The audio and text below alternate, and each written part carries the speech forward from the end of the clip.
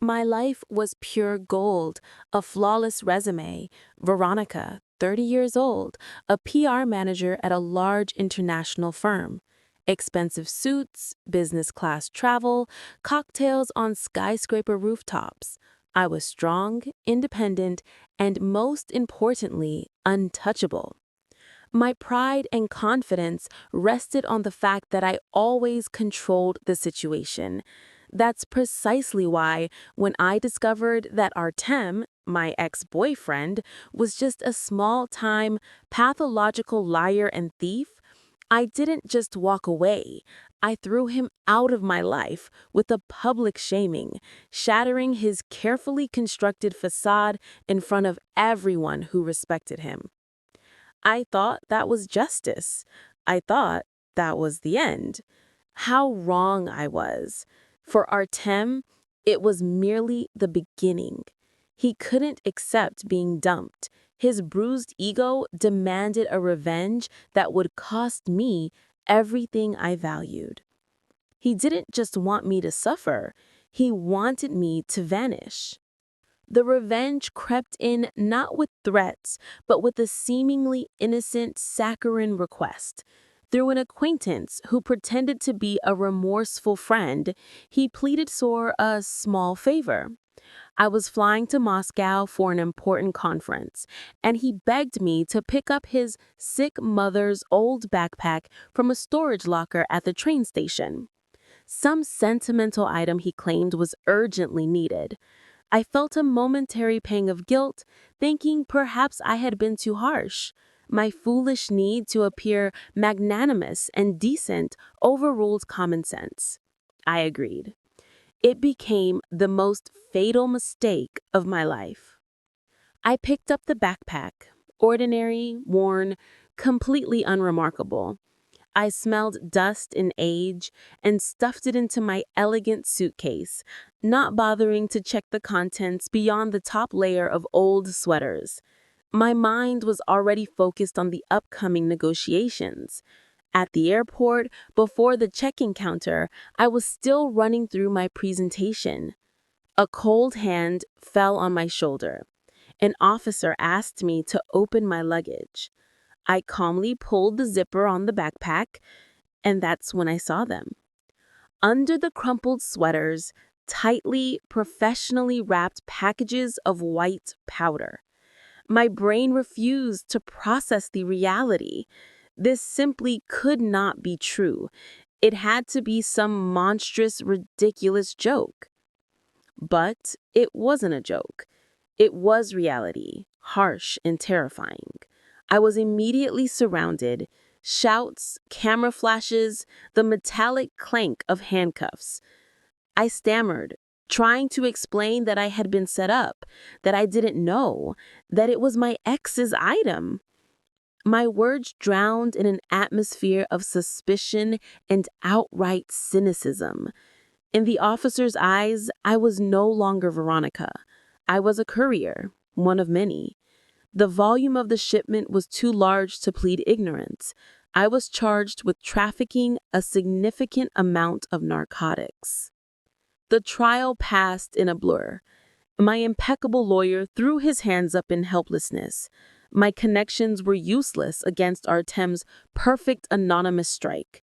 All my evidence against him sounded to the court like desperate attempts to blame an ex out of spite.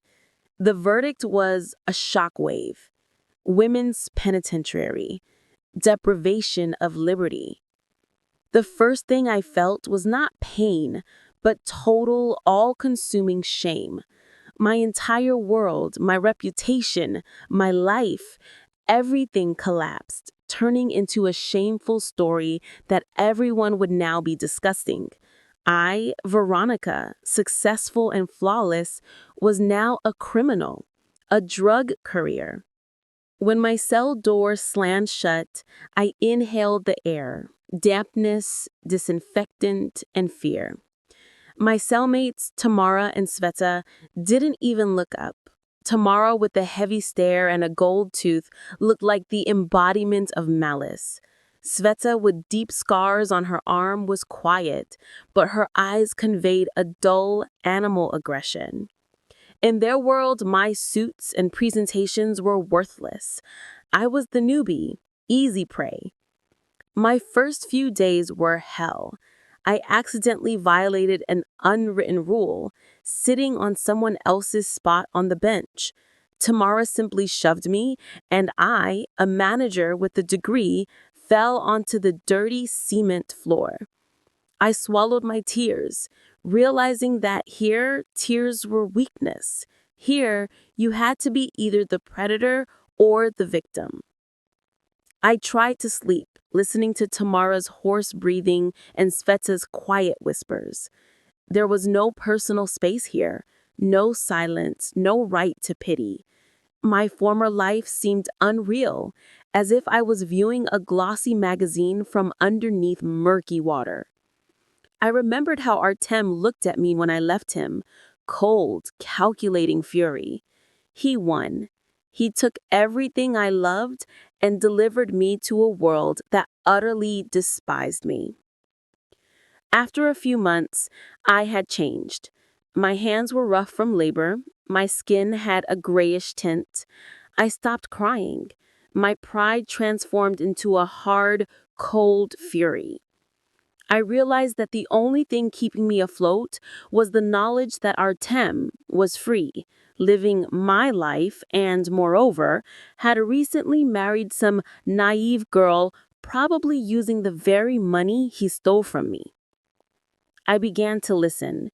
I, the PR professional, suddenly became a master of nonverbal communication, learning to read eyes, to read silence.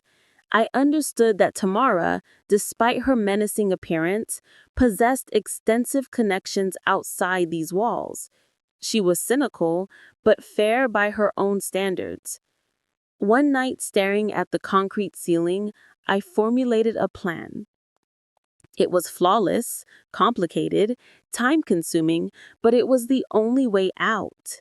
I had to use what I had left, my intelligence and ability to persuade. But now those qualities served one single purpose: Artem's destruction. I knew I couldn't leave this hell until he took my place. I stood up from the hard cot and approached the bars. The cold metal was the only thing my fingers felt.